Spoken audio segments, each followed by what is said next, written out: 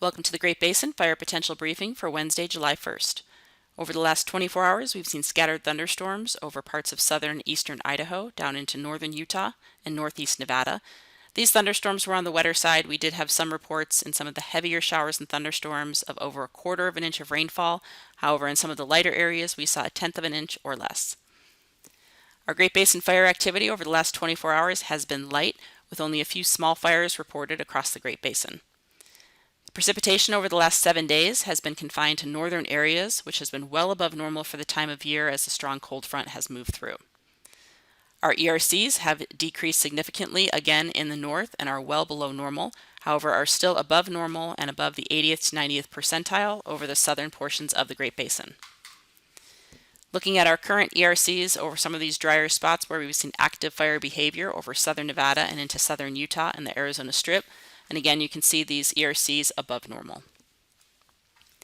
Our satellite image from today shows the area of low pressure over the Pacific Northwest and southern Canada, which will continue moving eastward. This will provide some gusty winds over southern and central areas of the basin today, and also some continued light showers or thunderstorms in the far north.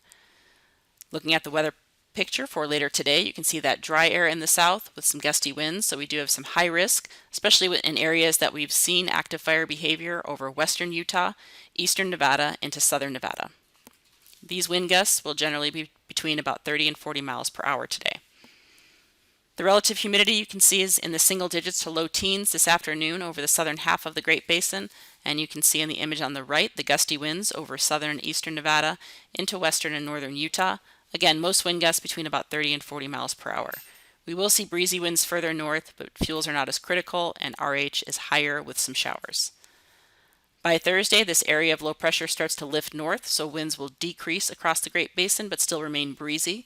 We don't have any high risk, as again, wind gusts will be coming down to gust between about 25 and 30 miles per hour over western Utah into southern and eastern Nevada. So again, still breezy winds which may impact fire behavior, but winds will certainly be weaker than we'll see today. Relative humidity will remain in the low teens across much of the southern half of the Great Basin, and again, that wind picture on the right shows that those winds will still be breezy across Nevada and Utah, but again, not quite as strong as today. As we move into Friday, we will pull some moisture up from the south. This may generate some isolated thunderstorms over parts of the Arizona Strip and southern and southeast Utah. Although the thunderstorms are expected to be more on the isolated side, these will also not be producing much moisture, and any thunderstorms in these regions that are very critical certainly could cause some concerns with new fire starts and spread.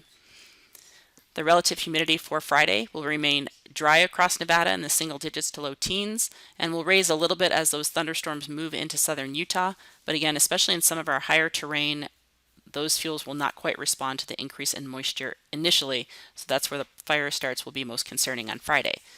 You can see the weather picture on the right. Again, thunderstorms will mainly be confined to southern areas. We could also see some thunderstorms over, again, Idaho into Wyoming, but again, these are wetter areas.